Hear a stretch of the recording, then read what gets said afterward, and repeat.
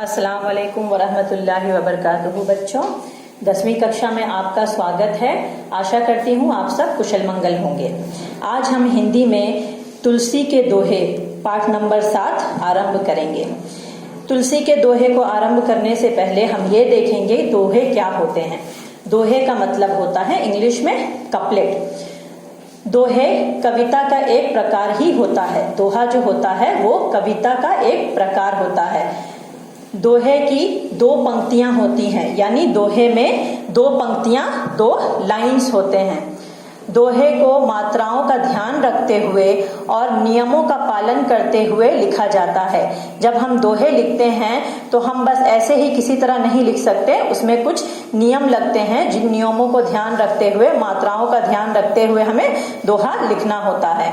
इसमें 4 चरण होते हैं। 4 चरण होते हैं मतलब कि ये 2 पंक्तियों के अंदर 4 चरण आते हैं। जैसे कि ये एक चरण अंडरलाइन किया हुआ है, ये एक चरण, पहला चरण, ये दूसरा चरण, ये तीसरा चरण और ये चौथा चरण। मतलब क्या है कि एक चरण लिखने के बाद में कॉमा देना, उसके बाद दूसरा चरण, फिर दूसरी पंक्ति में आकर 2 चरण होंगे। पहला चरण लिखने के बाद कॉमा देकर दूसरा चरण, और इसको लिखते समय हमें मात्राओं का पूरा ध्यान रखना पड़ता है।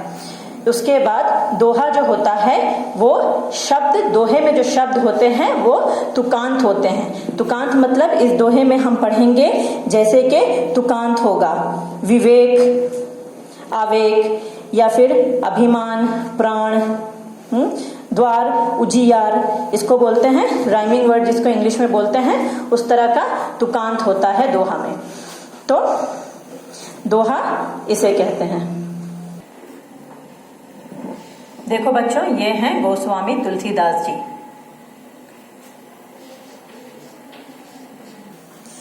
गोस्वामी तुलसीदास हिंदी साहित्य के भक्ति काल के राम भक्त शाखा के प्रमुख कवि हैं।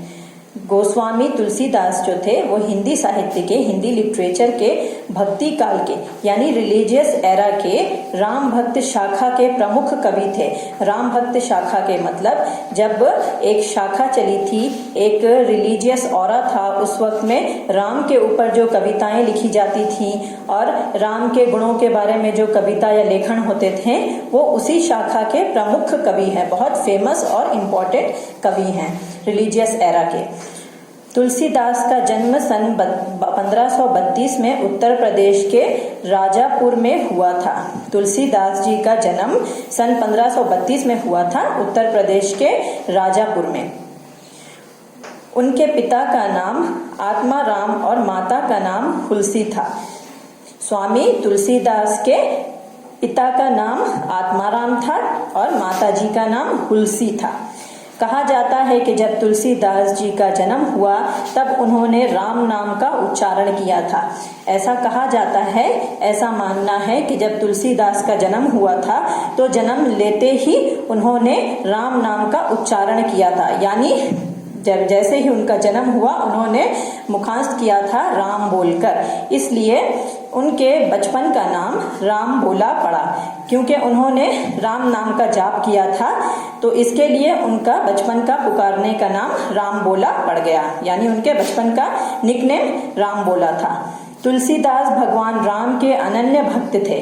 तुलसीदास राम जी के बहुत बड़े भक्त थे। बहुत अनन्य मतलब बहुत बड़े भक्त थे। उनकी प्रमुख रचनाएं हैं रामचरितमानस, विनय पत्रिका, गीतावली, दोहावली, कवितावली आदि। गोस्वामी तुलसीदास की बहुत सारी रचनाएं हैं जिसमें उनकी प्रमुख रचनाएं यानी कुछ इम्पोर्टेंट राइटिंग्स हैं जो कि हैं रामचरितमानस, विनय पत्रिका, गीतावली, दोहावली, कवितावली आदि एक्सेट्रा। सन 1623 को काशी में उनका देहांत हुआ। उनका देहांत सन 1623 में हुआ काशी में। उनका डेथ 1623 में काशी, शहर काशी में हुआ।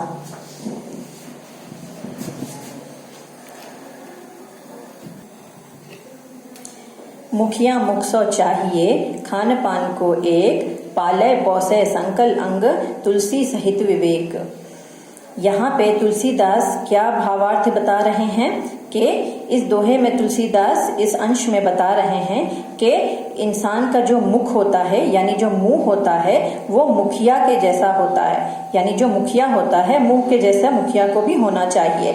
दोनों के अंदर वो समानता बता रहे हैं कि जिस तरह से मुख खान पान करता है और उसी तरह मुखिया को भी होना चाहिए कि मुख जिस तरह समान होना चाहिए। मुख की तरह समान कैसे होना चाहिए?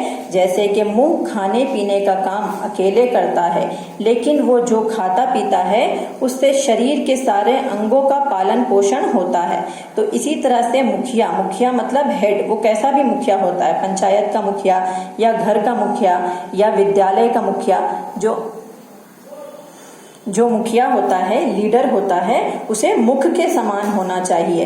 तुलसीदास के अनुसार मुखिया को मुख के समान होना चाहिए, क्योंकि वो लीडर जो होता है वो सबके लिए सोचकर सबके लिए कार्य करना चाहिए। उसे जिस तरह मुंह तो सिर्फ खाता पीता है, लेकिन उसका इस्तेमाल, उसका यूज पूरे शरीर को मिलता है। जो भी वो खाता है, खालन पोषण करता है।